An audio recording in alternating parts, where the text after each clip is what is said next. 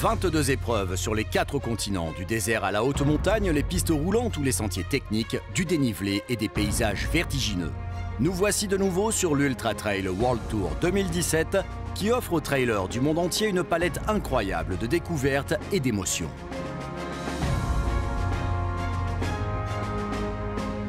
Au sommaire, direction l'Espagne et la province de Castellón pour suivre le Peñagolosa Trail, nouvelle course au calendrier cette année.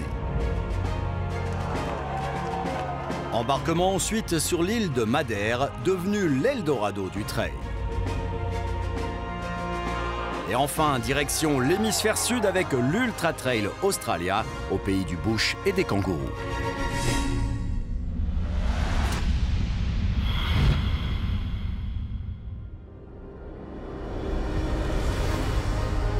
Pour la première fois cette année, le Peñagolosa Trail intègre le circuit avant d'accueillir l'an prochain les championnats du monde de trail. Une belle promotion pour cette épreuve qui trouve son origine dans les années 50. Un groupe de marcheurs imagine alors de relier Castellón au sanctuaire de San Juan de Peñagolosa, situé à 1800 mètres d'altitude. C'est sur ce tracé que se construit petit à petit le futur trail au fil des rénovations des chemins et sentiers. Il prend sa forme moderne en 1998 et propose aujourd'hui plusieurs formats, dont une version ultra de 115 km. Au programme, 28 heures maximum pour boucler l'épreuve avec pas moins de 5400 mètres de dénivelé positif.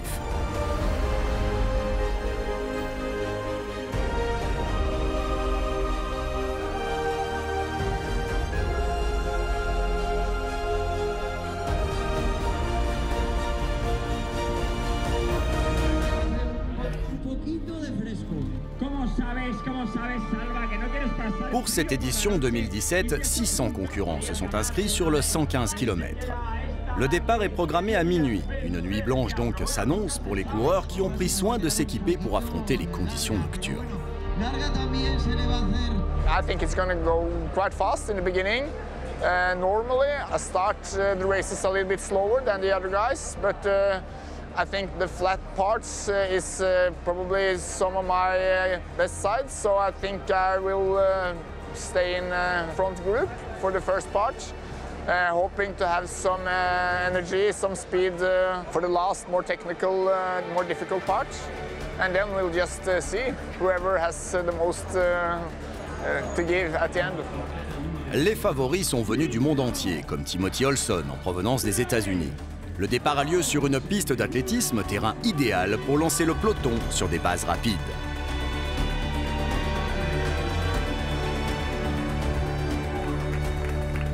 Mais très vite, les coureurs quittent le tartan pour s'engager sur des voies terreuses et bosselées, où le peloton s'étire inexorablement. Les trailers renouent avec la célèbre solitude du coureur de fond.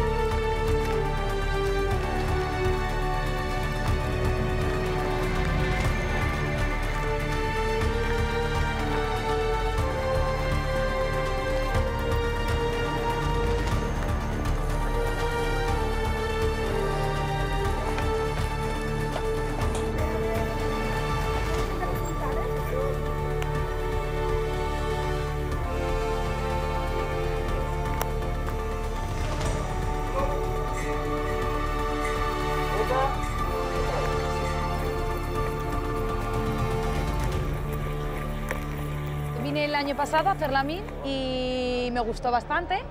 Lo que pasa que, bueno, no la conocía, entonces, claro, te pones a correr rápido, para intentar bajar récord, pero luego al final casi que lo pagas un poco. Entonces, bueno, este año quiero salir con ganas, ya que estuve en Gran Canaria y tuve que abandonar por problemas estomacales. Entonces tenía ganas de volver a hacer una larga, a ver qué tal responde el cuerpo. Vengo con muchas ganas, he estado preparando esta carrera con otras maratones que he hecho, bueno, estuve en el Campeonato de España, el Campeonato de Castilla-La Mancha, estuve en Borriol, he hecho varias carreritas para prepararme esta y a ver qué tal se da, con muchas ganas, un nivel creo que bastante fuerte, tanto en hombres como en mujeres, pero bueno, hasta que no sabemos la salida no sabe lo que va a pasar, con muchas ganas y a darlo todo. Alors que la nuit tire à sa fin, Didrik Hermansen surgit en tête au lever du jour. Derrière lui suivent l'Ibérique Yaray Duran Lopez et l'Américain Timothy Olson.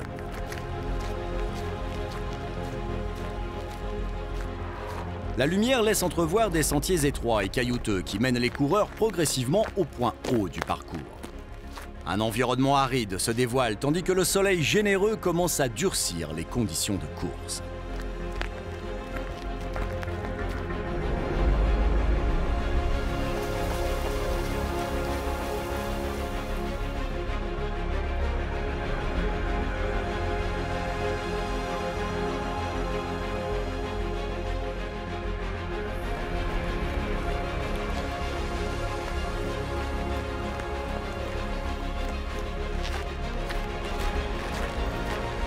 En tête, cheveux au vent, Timothy Olson a pris les commandes de la course. Une résurrection pour le coureur américain qui n'avait plus été à pareille fête sur une épreuve de niveau mondial depuis bien longtemps.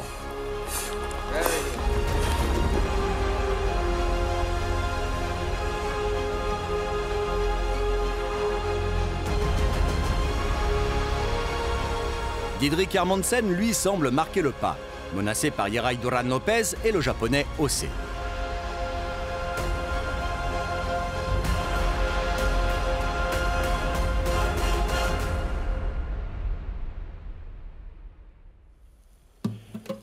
Un peu plus loin, au cœur du peloton, Gemas Arenas affiche un grand sourire, signe d'une progression maîtrisée.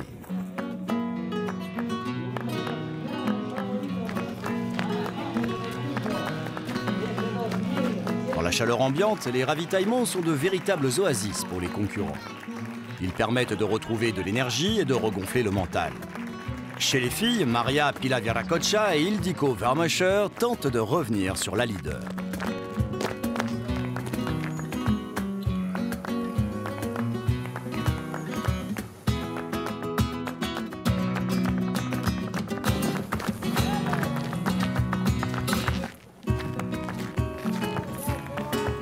Au terme de 12h23 d'efforts, Timothy Olson peut fêter en famille sa victoire sur cette édition 2017. The race is a very tough course, so next year for the championship, I might be enticed to come out for it. We'll see kind of how my next schedule plays out. But today was a great day and I enjoyed the distance. 115K is a good distance for me and I had a really good time out there. Yaray Duran Lopez et Rémi Kéral complètent le podium masculin, tandis que Gemma Arenas l'emporte chez les féminines devant sa compatriote Maria Pila-Viracocha. Estaba difícil porque la gente es muy buena e incluso hay una italiana y una francesa que nunca había competido con ellas, no sabía cómo podían correr. Entonces, en un principio, el objetivo siempre es ganar, pero en una carrera pueden pasar 1000 cosas. Entonces, bueno, lo tenía en mente y al final ha surgido ser primera, así que mira, feliz.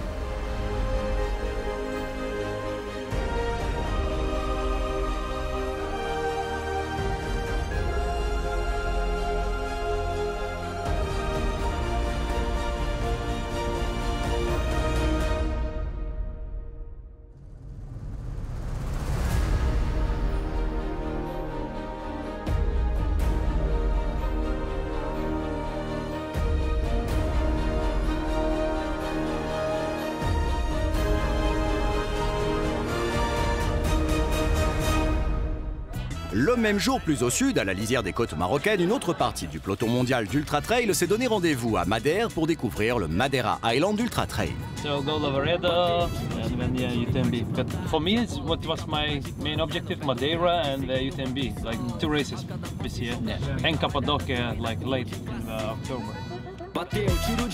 L'île aux fleurs est devenue une destination très prisée des trailers. Depuis quelques années, l'Office de tourisme déploie d'importants moyens pour promouvoir Madère auprès des trailers avec succès. I'm looking forward like to be Jim Wednesday and Paul and Killian on UTMB. For sure. Cette étape est donc importante pour valider le travail effectué durant l'hiver et peaufiner ce qu'il reste à améliorer en vue des échéances estivales. Aucune pression pour l'instant et les athlètes en profitent pour découvrir l'ambiance et se détendre un peu. Anti-cancer fruit. Now I'm going to win, you know, the race for sure. Dépasser le cadre sportif et s'immerger dans la culture locale, c'est aussi ce que propose l'Ultra Trail World Tour dans ses différentes destinations, plaisir et convivialité.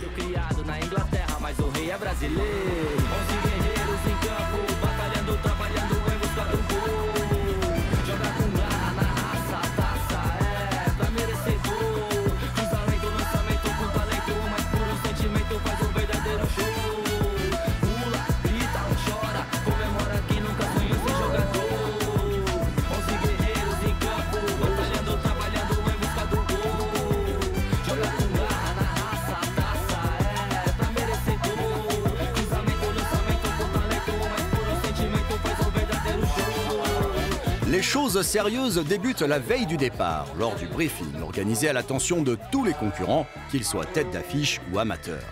Tout le monde écoute attentivement les dernières consignes et les pièges à éviter sur le parcours. Pour moi, il n'y aura pas de course ce soir, malheureusement.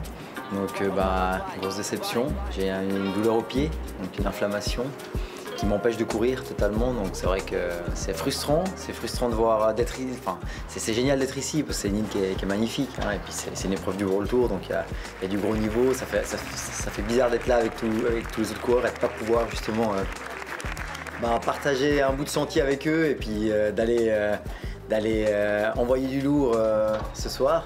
Mais bon, ça fait partie d'une saison ou d'une carrière, il faut gérer les hauts et les bas. En ce moment, pour moi, c'est des bas. J'espère que ça va bientôt être des hauts.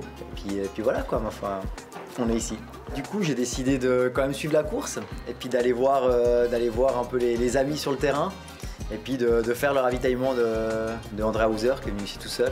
Donc on va aller la soutenir et puis on va essayer de voir aussi un peu la tête de course. Donc on va faire un peu un petit mix et puis voilà, quoi.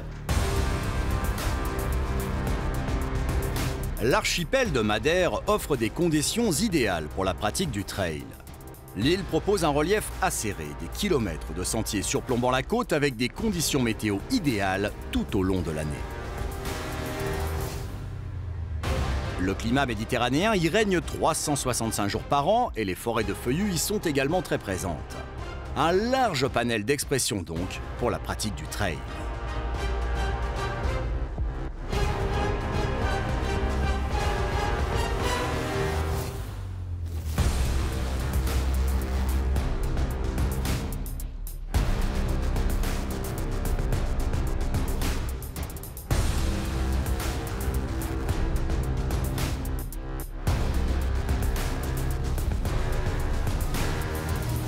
Au programme de ce Madeira Island Ultra Trail, une épreuve de 115 km pour 7300 mètres de dénivelé positif qui traverse l'île d'ouest en est en passant par son point culminant, le Pico Ruivo, à 1862 mètres d'altitude.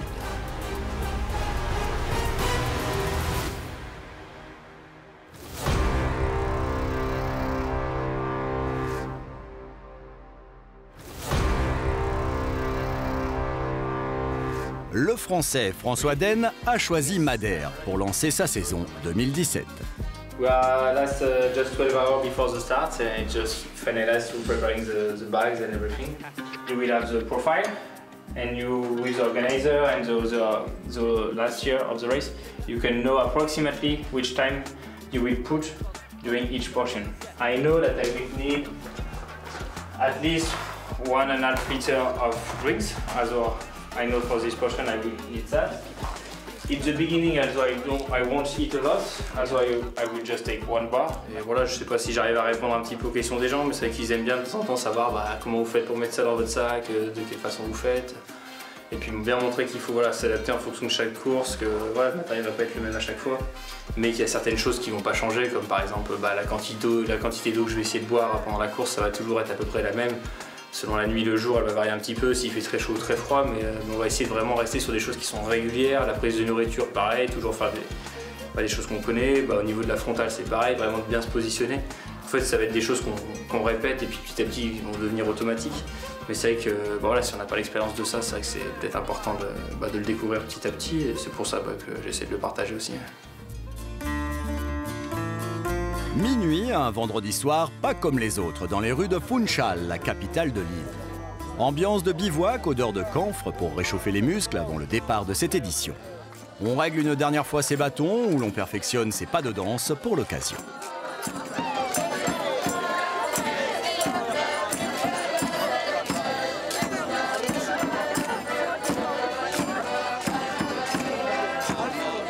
Puis vient l'heure de se ranger sur la ligne de départ parmi les 800 concurrents présents.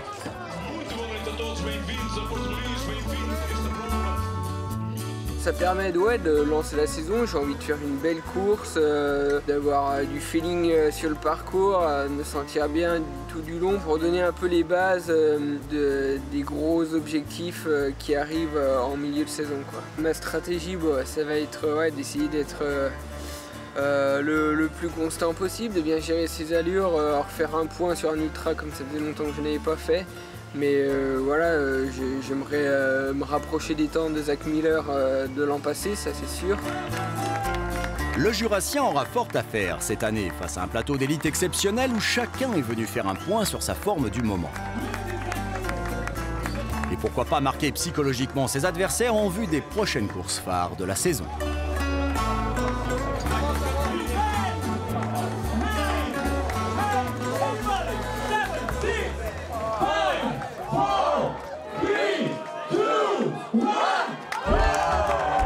Entame fulgurante sur les pavés de Funchal. Le danger est de se mettre en sur-régime sur les premiers kilomètres sous l'effet de l'euphorie du départ et de griller de précieuses cartouches qui pourraient être fort utiles au terme de l'épreuve.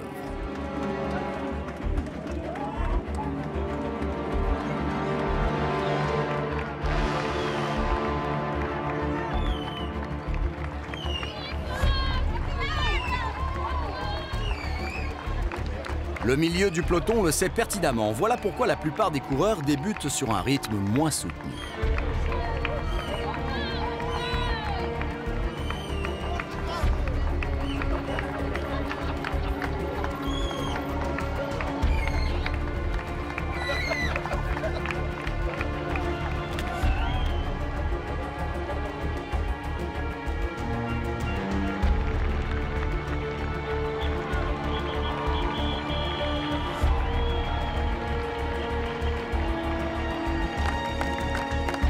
La foule est importante et enthousiaste au kilomètre 5. On y applaudit la tête de course, encore compacte, et on encourage ces coureurs engagés dans l'aventure avant la longue nuit qui s'annonce.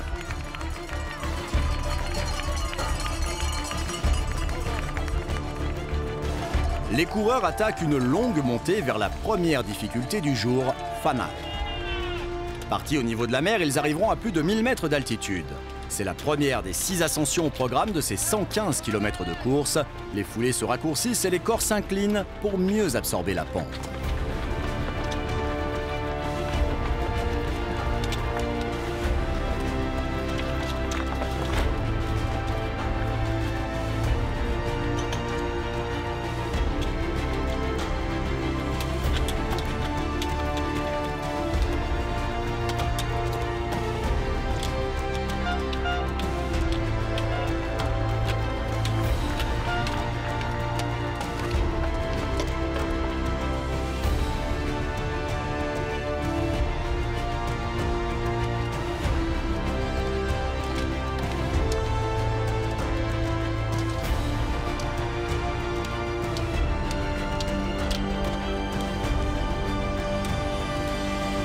Ultra favorite chez les filles, Andrea Hauser, la Suissesse, est déjà en tête. En l'absence de sa grande rivale Caroline Chavreau, une voie royale se dessine, mais l'expérimentée italienne Lisa Borzani reste en embuscade. La nuit est profonde sur l'île, les coureurs ne peuvent compter que sur les halos de leur frontale pour s'éclairer la voie. François Den et Pau Capell repartent ensemble du premier ravitaillement sans perdre une seconde.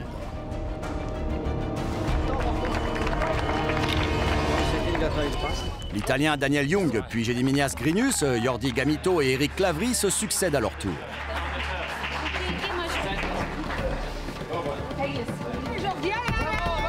Je me sens plutôt pas mal parce que c'est vrai que l'année dernière j'ai eu quelques pépins physiques après le marathon des sables. J'ai eu une pubalgie qui a duré un petit peu toute la saison jusqu'au début de l'année. Et là j'ai vraiment repris 2017 dans des bonnes conditions.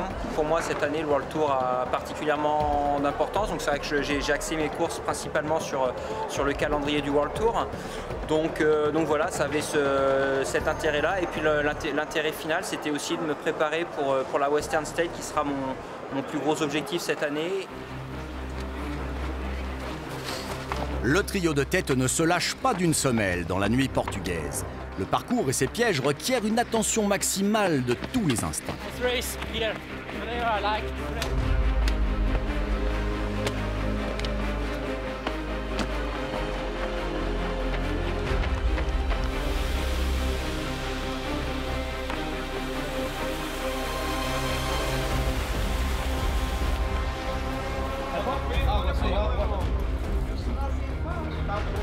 In the river, inside.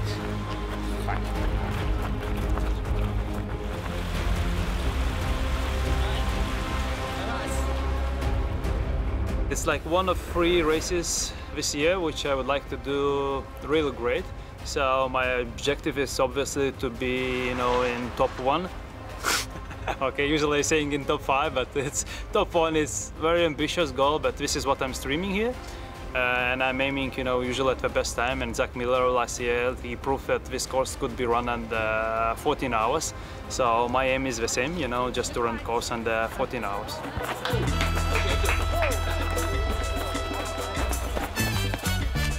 Hoppa.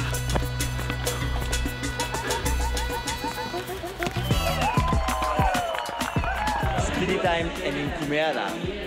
Le premier point important de la course, après 45 km, donc de nuit là, il est 5h moins quart du matin.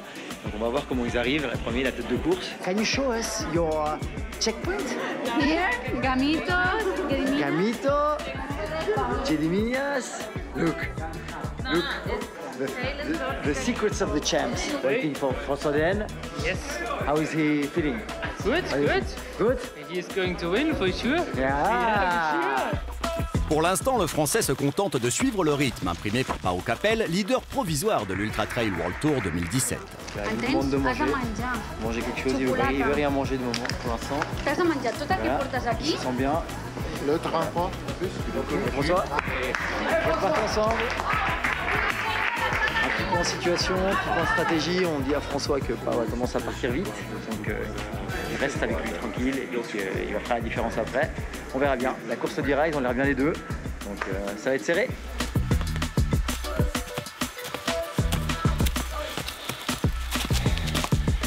Mangieri, how are you feeling? I'm okay. Xavier Thévenard qui arrive au même moment. 9 minutes. 9 minutes de la tête de course. Ils sont dans le coup.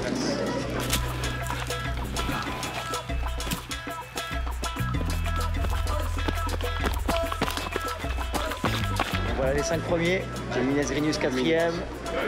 5e, Xavier Thévenard, il a l'air bien. Et Jordi Gamito qui arrive.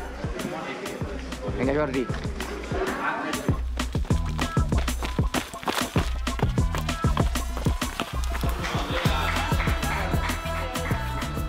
Diego Pazos délaisse son poste de commentateur pour s'occuper d'Andrea Hauser, dont il fait l'assistance pour l'occasion. La Suissesse ne s'attarde pas.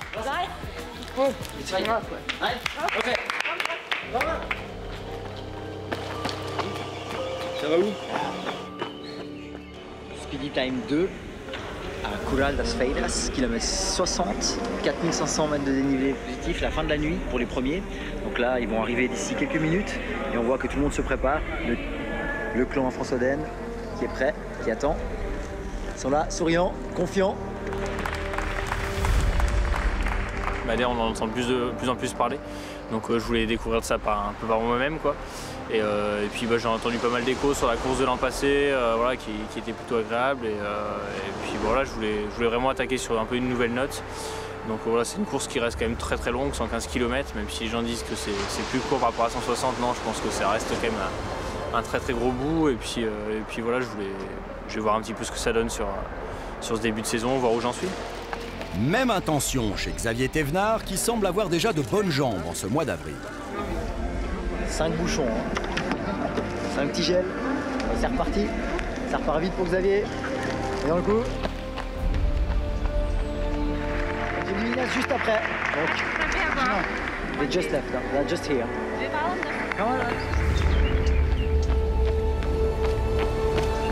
Magnifique. Ça va vite là, hein. Putain. Ça va vite, hein. Oh, c'est chou. Allez, c'est reparti avec Luis Fernandez.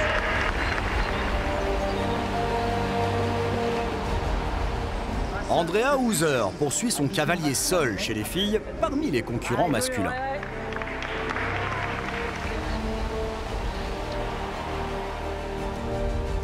Le soleil brille désormais et il laisse entrevoir les magnifiques panoramas de l'île. Il va falloir s'acclimater aux nouvelles conditions de course après celles de la nuit, notamment sur les crêtes vertigineuses où François Den force la décision et décroche Pau Capell.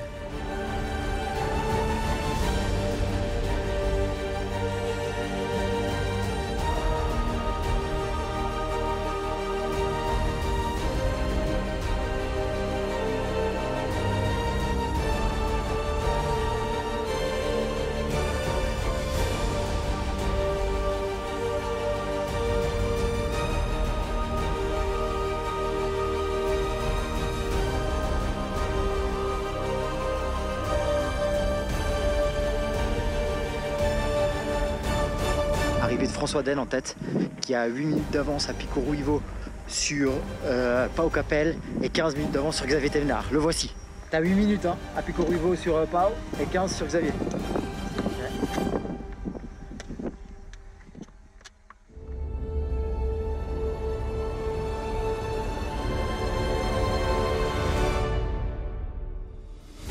Tout en maîtrise, François Den aura attendu la mi-course et la longue ascension vers Pico Ruivo pour produire son effort et se défaire de ses adversaires.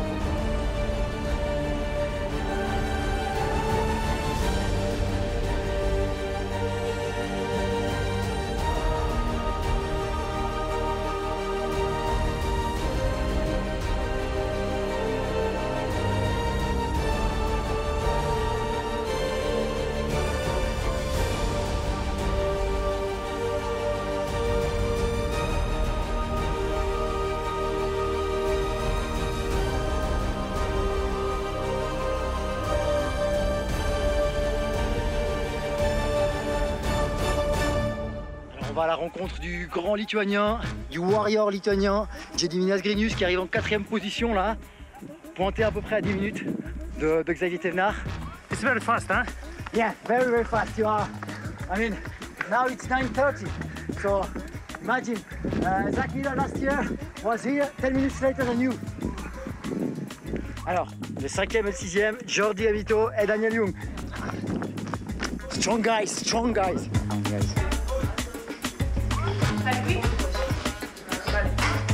Il s'en va avec le sandwich, il prend le pique-nique pour la route, il reste encore la route donc pique-nique, pique-nique, et voilà, on voit, et c'est parti. Chez les filles, Andrea Hauser caracole en tête. C'est dur ici. C'est dur, hein. Ah, je peux me mettre la ok, good look. So. Allez. Après l'ivresse des sommets, il est temps de redescendre sur terre et de profiter des superbes single tracks tracés au-dessus de l'océan.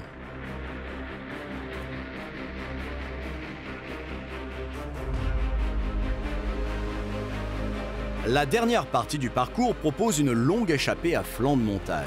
Sur ce profil globalement descendant, François Den semble gérer sereinement son avance sur Pau Capell.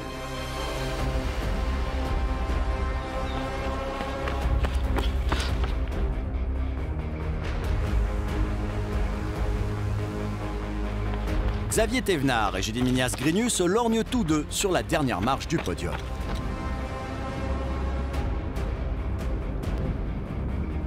Depuis le kilomètre 90, les concurrents en ont fini avec les ascensions. 25 km de descente s'offrent à eux jusqu'à la ligne d'arrivée. Un autre type d'effort, pas forcément le plus facile car très traumatisant pour les jambes. Les meilleurs descendeurs peuvent parfois rattraper leur retard. Time, ambiance sur le mute. On va voir l'ambiance qu'il y a par ici.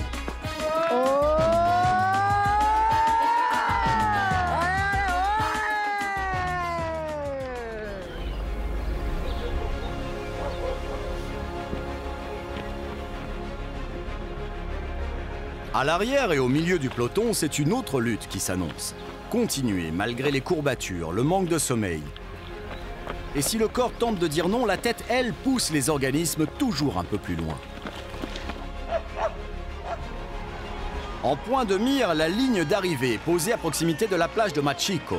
Sans réelle surprise, François Den l'emporte en 13 h 5 minutes, pulvérisant ainsi le record du parcours de plus de 47 minutes. Je m'attendais à quelque chose de formidable et en fait ça l'avait vraiment été. Et c'était vraiment intense du début à la fin. Un parcours vraiment sans trop de répit et ouais, magnifique. En plus, je pense qu'on a eu beaucoup de chance au niveau des conditions météo. Et non, au niveau des coureurs, l'organisation, le parcours, j'ai vraiment trouvé ça une super expérience. Grâce à sa deuxième place, Pau Capell renforce son leadership au classement général de l'Ultra Trail World Tour 2017. Il termine à 23 minutes de François Den. Then François, you know, he has a lot of experience in trail running, in ultra trail, of course. So it was an opportunity for see what he does during the race, what he can run in a big climb. So it was perfect for me. It was a good race, but also it was an experience. Xavier Thévenard complète le podium en terminant à la 3e place. C'est de bon augure pour la suite de sa saison. Gediminas Grinu termine 4e devant Jordi Gamito et Daniel Young.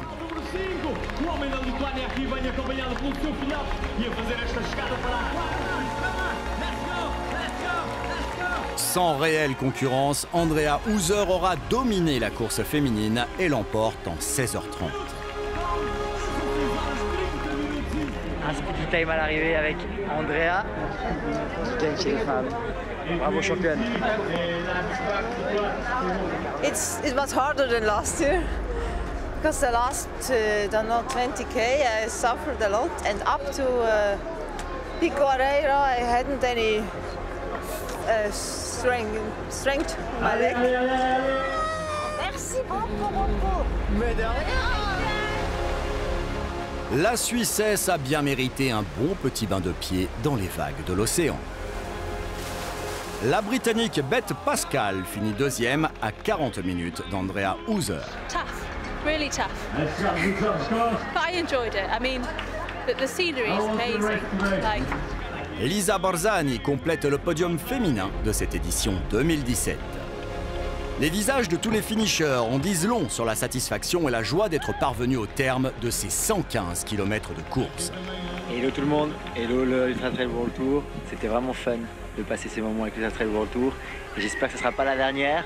Et en tout cas, si tu as apprécié ce que j'ai fait, tu sais où je suis.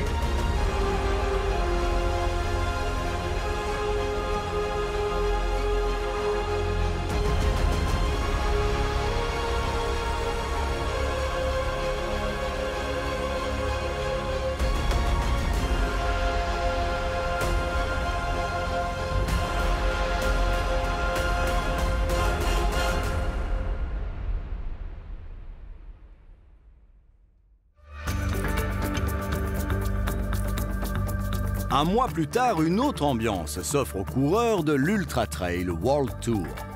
Des forêts d'eucalyptus à perte de vue, des canyons vertigineux, des falaises de grès. Bienvenue dans les Blue Mountains en Australie. So Katie Morgan, I'm a tender coordinator for an engineering company and I live in Brisbane. I've always loved the outdoors. I've grown up doing a lot of camping, always loved nature, and I think, yeah, just getting out there, being able to see part of the country that you might not see if you don't do an event like this. I guess it's a quick way to see it as well when you're doing 100 Ks at a time. But yeah, just I think also the people, yeah, all the people I've met have always been so nice. The camaraderie, the staff as well. It's always just a fantastic experience. C'est un autre visage de l'Australie qu'offre cette épreuve de 100 km et 4400 mètres de dénivelé. Les plages de sable fin sont bien loin, les surfeurs également. Ici, à 2 heures de Sydney seulement, l'ambiance y est plus rude. La végétation foisonnante, la forêt omniprésente et les reliefs acérés en font les spécificités de l'Australia Ultra Trail. Katoomba, chef-lieu de cette région des Blue Mountains, sera le point de ralliement de la course. Les concurrents y effectuent leur dernière vérification technique et viennent retirer leur dossard.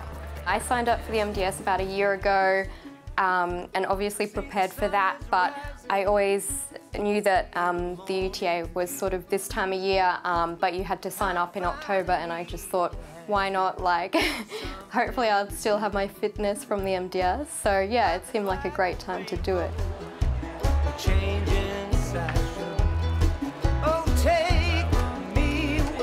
Aux côtés des amateurs comme Katie, plusieurs coureurs expérimentés se sont engagés, dont certains venus du continent américain. Rob Crowar ou Matt Flaherty en font partie et ils viseront plutôt la gagne. Since Hong Kong 100, there's been quite a lot of racing in the Hong Kong local season. So I've been very busy up until maybe March. And then had a bit of a break, and now I'm sort of building up again for, I guess, the European races, and UTA being the first big race. And UTA especially has quite a uniquely long list of mandatory equipment, and they are relatively specific in what you need. So yeah, it's a little stressful, but I'm happy to have passed. Après avoir satisfait aux obligations administratives, il est temps pour les meilleurs de se présenter à la presse et aux autres coureurs engagés durant le briefing. On y parle ambition, forme du moment, sans néanmoins tout dévoiler.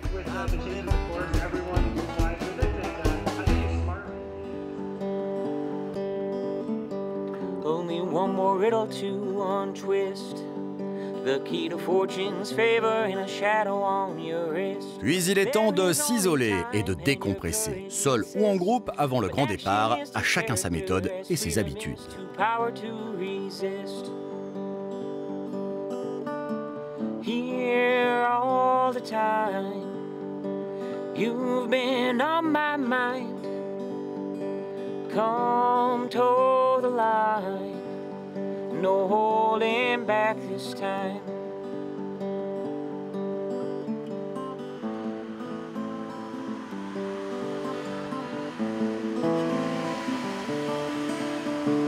Here all the time, you've been on my mind. So come and toe the line.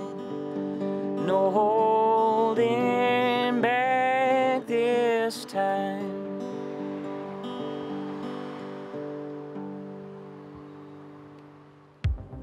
Un millier de concurrents devra affronter une boucle de 100 km proposant 4400 mètres de dénivelé à terminer en 28 heures maximum. Un ensemble de montagnes russes alternant montées et descentes avec des points hauts culminant à 1000 mètres d'altitude.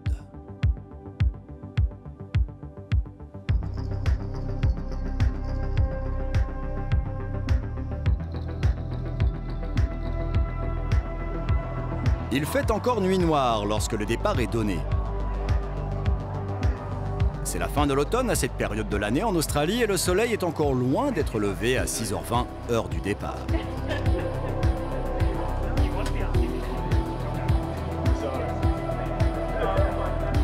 Une fine pluie accueille les concurrents qui ont sorti les équipements adéquats pour se mettre à l'abri.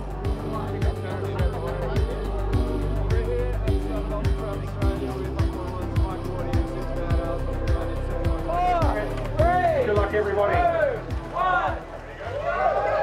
Au terme du compte à rebours, la meute est lâchée. On ne devrait pas mettre longtemps à se réchauffer dans cette atmosphère humide, d'autant que le chemin ne va pas tarder à s'élever.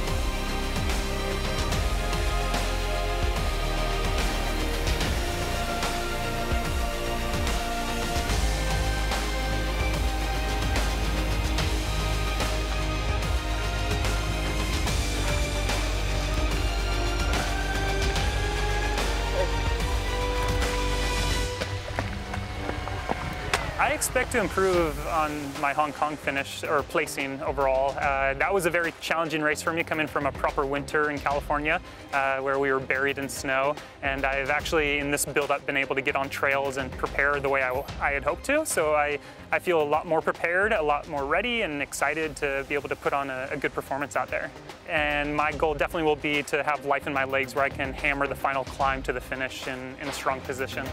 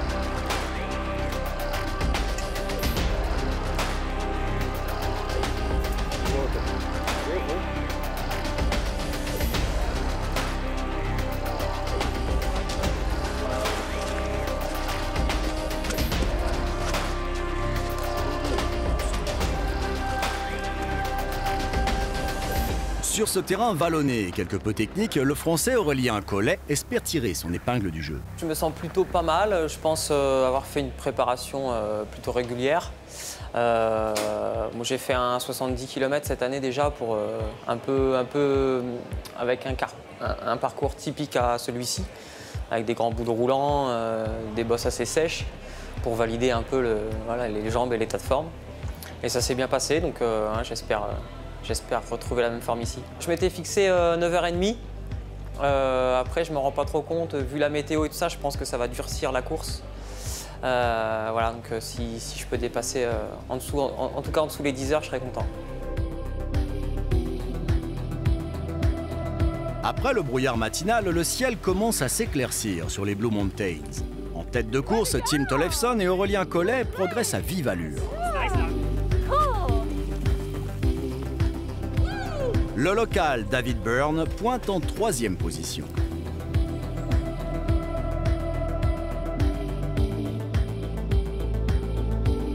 Matt Flaherty et Rob Krah restent dans le coup eux aussi pour le podium, tout comme Mike Wardian.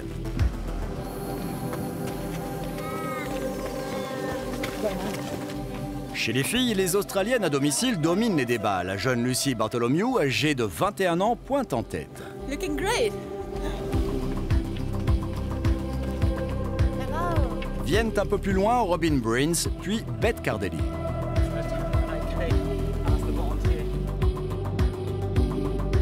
Les pistes forestières des Blue Mountains sont assez roulantes et peu techniques. Elles permettent aux concurrents de récupérer tranquillement, avalant les kilomètres bosse après bosse, chacun à son rythme. Katy Morgan profite au maximum de son épopée, prenant le temps d'immortaliser sa progression, oubliant le chrono et le temps qui défile. Vers Elysian Rock, peu après le kilomètre 65, Tim Tollefson arrive en tête. Aurélien Collet n'a pu suivre le rythme de l'Américain et il pointe en deuxième position à 8 minutes du leader. L'expérimenté Rob Cryer est juste derrière en troisième position. It's very important for me to run my own race early on, maybe even to the halfway or three-quarter point. For me, it's composure, confidence, and compete. And I'll be thinking about that on Saturday. Certainly winning races and performing well is amazing, but you know, the first half of the race needs to sort itself out first before I start focusing on particular people and getting to that racing phase. You know, I'm going to run my race, my own race, early on, and then reassess probably midway, see how I'm feeling, how I'm performing in the race, and then go from there. It's I'm not one to be leading a race early on, and I certainly don't think I'll be leading UTA early on either. Le soleil est désormais bien présent sur les pistes australiennes et les concurrents ont adapté leur équipement en conséquence.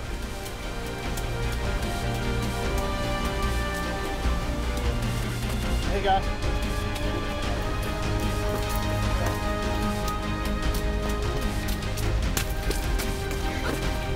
Tout est en place pour les derniers kilomètres et l'explication finale va avoir lieu, avec notamment la dernière ascension menant à la ligne d'arrivée.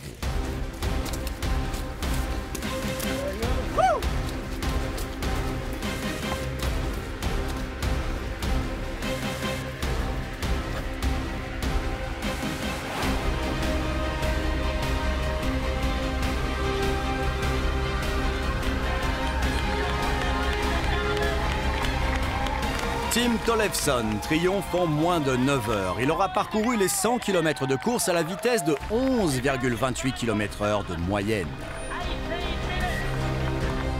I knew that I was fit and ready to compete, and I tried to experiment a little bit with my race strategy by going out in the lead, or pretty close to the lead and taking over early on. It's not something I normally do. I just wanted to try out a new strategy and see maybe if I'll switch things up for UTMB this year. Le continent nord-américain place un deuxième athlète sur le podium avec Rob Cryer, remonté à la deuxième place.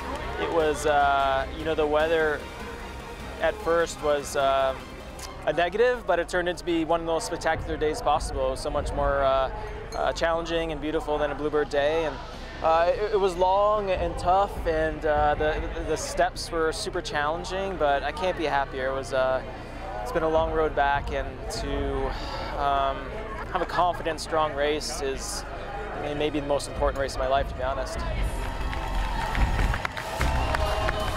Aurélien Collet réussit lui son pari et termine sur la troisième marche du podium en 9h30 minutes dans l'objectif qu'il s'était fixé. Il a fallu gérer, tempérer. Et puis Rob, quand il m'a repris, c'est pareil, il est passé assez vite, il avait l'air un peu énervé. Après, j'ai essayé de garder ma troisième place. Il paraît que j'ai failli la perdre. Au pied d'escalier, j'avais que 20 secondes. Je ne l'ai jamais vu, l'Australien qui revenait. Et puis en fin de compte, dans les escaliers, il a craqué un peu et j'ai pu conserver la place sur le podium. David Byrne termine 4e à moins d'1 minute d'Aurélien Collet. Puis vient Justin Andrews qui sera suivi tout au long de la soirée par près de 1000 autres concurrents finishers.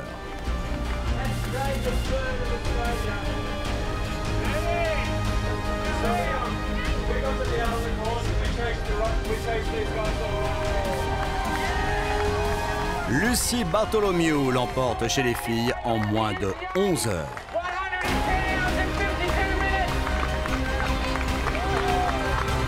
It was a magical day and everything I could have dreamed of. I think the best moment was probably coming into Katoomba Aquatic.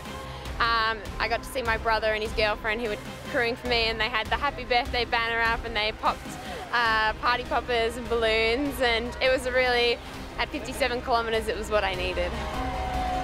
Annie Alston arrive en 2e position à 20 minutes de Lucy Bartholomew. complétant la domination de l'Australie chez les dames qui place 9 filles dans le top 10. Pour la plupart du peloton, l'épopée durera encore longtemps, avec une nuit passée dans la jungle australienne. It's a bit cold, but now that I'm walking, I'm really warm. So, and yeah, it's a beautiful night tonight. No rain and heaps of stars.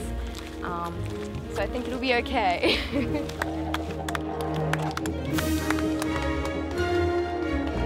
Au petit matin du deuxième jour, Katie Morgan arrive enfin, les traits tirés, mais avec encore un peu d'énergie pour courir et devenir elle aussi finisher sur l'une des courses mythiques de l'Ultra Trail World Tour.